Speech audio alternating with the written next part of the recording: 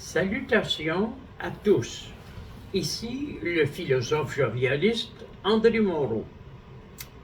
Depuis maintenant 65 ans, vous entendez parler de moi, soit par la radio ou la télévision, soit par mes publications, soit à travers mes conférences et depuis quelque temps par les médias sociaux.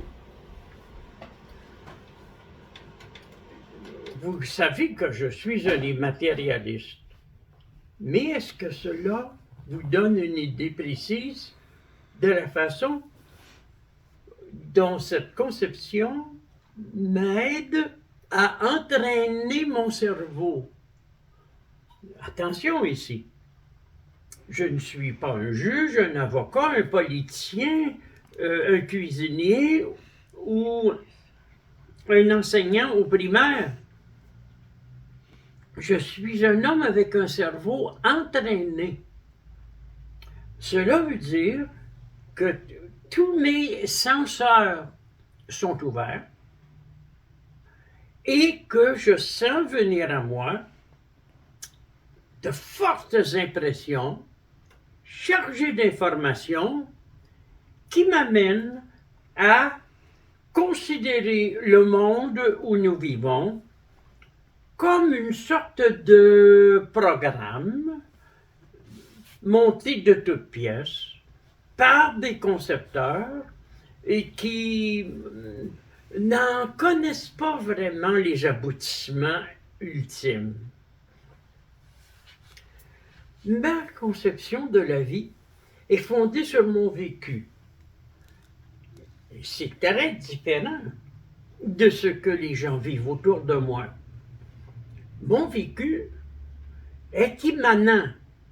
Cela signifie que pour moi, il y a ici une unité de sens avec un aspect mondain, objectif, réaliste, et un aspect subjectif, conscient, intuitif. Tout ceci forme une unité compacte qui n'a rien à voir avec les perceptions transcendantes de la majorité des gens qui se lèvent le matin pour aller travailler ou des jeunes qui s'en vont à l'école et qui vont être soumis au régime du harcèlement ou des interrelations hostiles avec leurs semblables. C'est très différent. Je vous donne un exemple. Supposons que quelqu'un vient frapper à ma porte. C'est ce qui s'est produit hier. Qu'y a-t-il là, sur les lieux? Un homme masqué. Et que veut-il? Il veut m'acheter des conférences numérisées de mes cassettes enregistrées autrefois sur des cassettes audio. Il est masqué. Vous allez dire, voyons donc. Oui, c'est arrivé hier soir. Il ne veut pas se nommer. Donc, il est dans une sorte d'anonymat. C'est très différent de la façon dont je vis. Tout le monde me connaît. Tout le monde peut m'appeler chez moi. Tout le monde sait comment je vis. Et quand on me dit, André, tes lignes téléphoniques sont peut-être sur écoute, ou encore, quand tu ouvres la télévision, il y a des observateurs dissimulés qui te regardent. Mais moi, ça me fait plaisir. Je vis dans une maison de verre. Je veux que l'on comprenne comment je vis. C'est très différent du monde dans lequel nous vivons, ça. Un monde de secrets, de non-dits, un monde de soupçons, un monde matérialiste. Mais qu'est-ce que ça veut dire, matérialiste? Mais ça veut dire que vous ne vous donnez pas accès à ce que j'ai appelé ces senseurs qui m'apportent de l'information, de l'invisible, et qui n'ont rien à voir avec les méthodes cognitives de notre cerveau telles qu'elles sont enseignées dans les écoles. Cet homme qui est venu me visiter, qui était masqué, hein, il n'a jamais voulu me dire son nom. Et on pourrait presque dire que c'était comme quelqu'un qui s'intéresse à moi pour satisfaire les interrogations de quelqu'un d'autre. Quelqu'un d'autre qui est très secret et qui ne veut pas me parler. Je me rappelle qu'il y a 63 ans maintenant, le directeur du lycée où j'enseignais pour financer mes études universitaires m'avait dit un matin, mon cher Moreau, vous seriez très étonné de connaître la personne qui est venue m'interroger à votre sujet. Ben, il ne m'a pas dit qui c'était. Et 40 années plus tard, lorsque je l'ai rencontré, il a nié m'avoir dit ça. Vous savez, le secret, la matérialité, la dissimulation fonctionnent avec l'oubli. Nous sommes dans une société qui fait passer des images devant elle et les oublie aussitôt. Sans appareil, peut-être pourrions-nous utiliser notre véritable mémoire, mais là, on ne le peut pas. L'immatérialisme, c'est quand on se permet d'avoir accès à des sources qui ne sont pas répertoriées dans les dictionnaires, dans l'éducation familiale, dans les universités ou dans les systèmes informatiques d'espionnage des cerveaux sur cette terre. C'est autre chose. Eh bien, moi, je suis venu vous enseigner autre chose.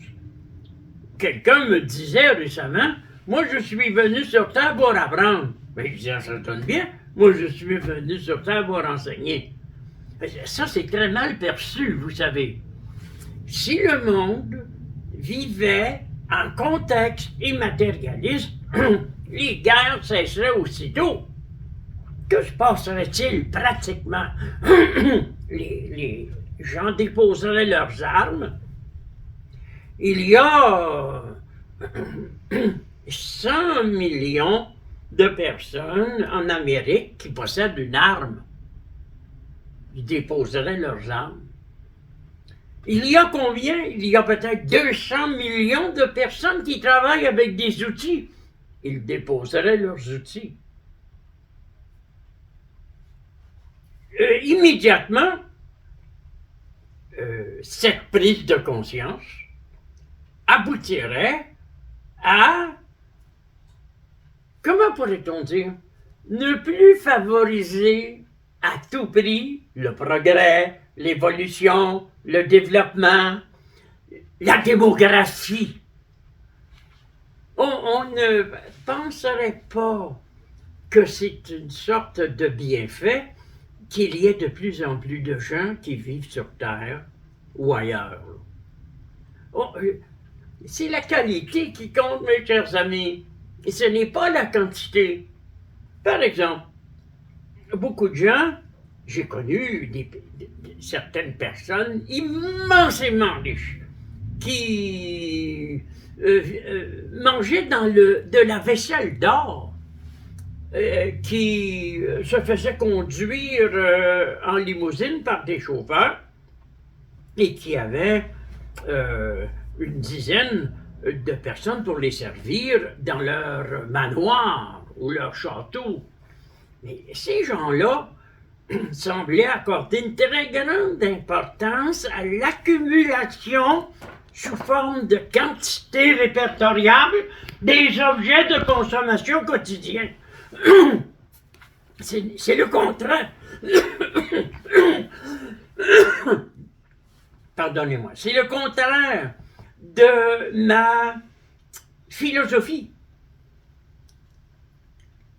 Vous avez entendu parler des objets idéaux éternels, ce que j'appelais, il y a 60 ans, dans mon traité sur l'absolu, les matériaux divins.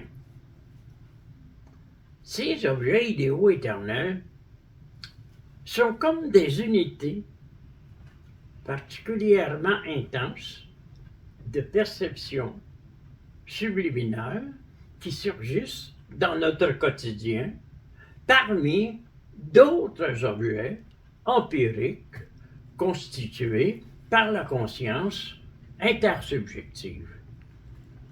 Ces objets-là sont extrêmement réconfortants, car c'est comme si, par exemple, le contenu étalé sur mon bureau de mes objets familiers se mettait soudainement à briller d'une façon subtile, éthérique, et que chacun, selon que je le prends dans mes mains, que je le regarde, accomplit son épiphanie. Ah! Mais est-ce que les gens vivent comme ça? Non, ils vont travailler. Vous savez que le travail est une sorte d'hérésie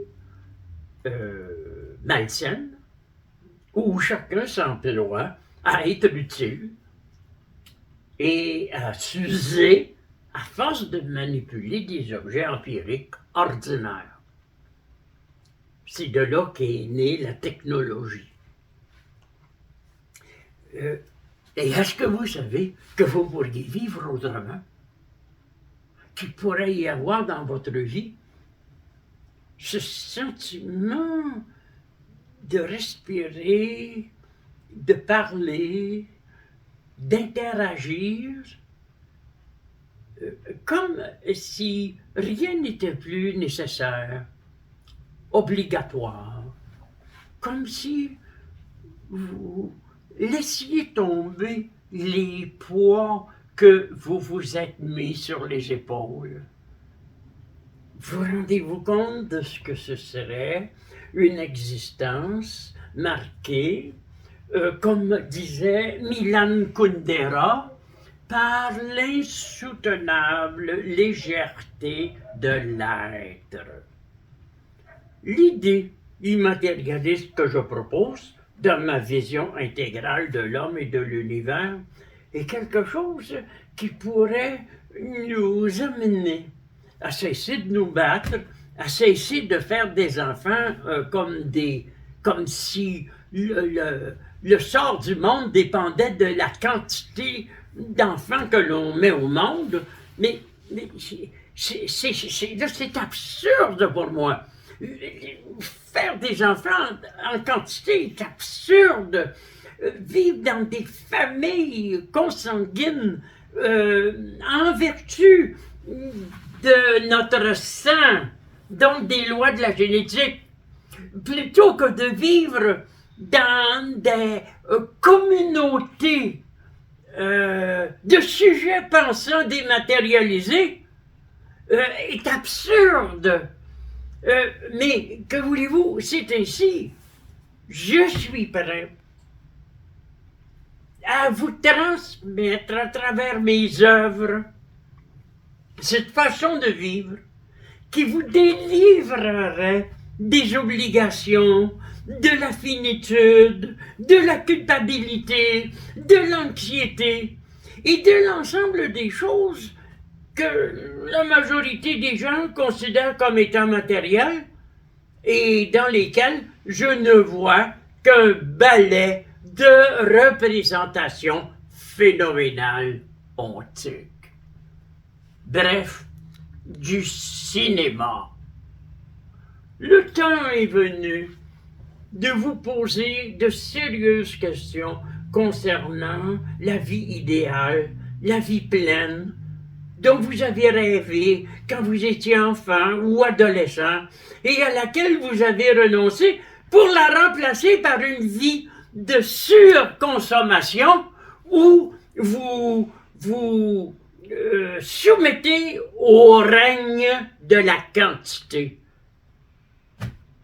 Je n'en suis plus là, mes chers amis, et je suis prêt à vous transmettre cette vision libératrice, organisée, mais aussi, surtout, inspirée, qu'on appelle le jovialisme.